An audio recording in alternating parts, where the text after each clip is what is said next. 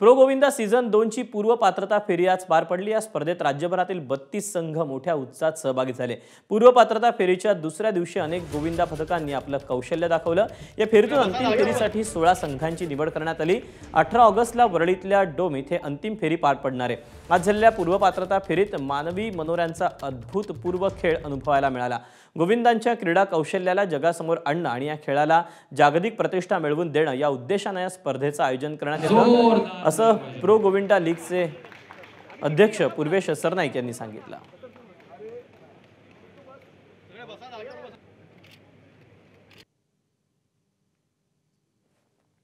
ही हंडी हा उत्सव आहे, तो मराठमोळा उत्सव आहे, तो 365 दिवस चालणारच। कारण ही मराठमोळी संस्कृती, आपली महाराष्ट्राची परंपरा आहे, ती संस्कृती तर मोडीत काढायची नाही। पण ह्या संस्कृतीच्या मातीतनं निर्माण झालेला गोविंदा ह्याला क्रीडा प्रकारामध्ये समावेश झाल्यामुळे तो राष्ट्रीय स्तरावर आणि आंतरराष्ट्रीय स्तरावर घेऊन जायचं आहे।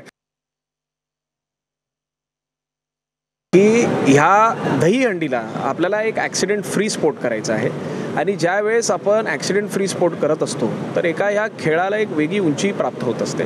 आणि मी आपल्याला सांगतो की गेल्या वर्षी ह्या कार्यक्रमाला राज्याचे उद्योगमंत्री सन्माननीय उदय सामंत साहेबांना आम्ही एक विनंती केली होती की या दहीहंडीच्या माध्यमातून, ह्या प्रो गोविंदाच्या माध्यमातून जे खेळाडू असतील या खेळाडूंना शासनाच्या वतीनं नोकरी असेल किंवा त्यांचं जे काही त्यांना फायदा महाराष्ट्र शासनाच्या वतीनं मिळू शकतात, ह्या सगळ्या गोष्टींसाठी त्यांनी दखल घ्यावी। एबीपी माझा, उघडा डोळे बघा नीट।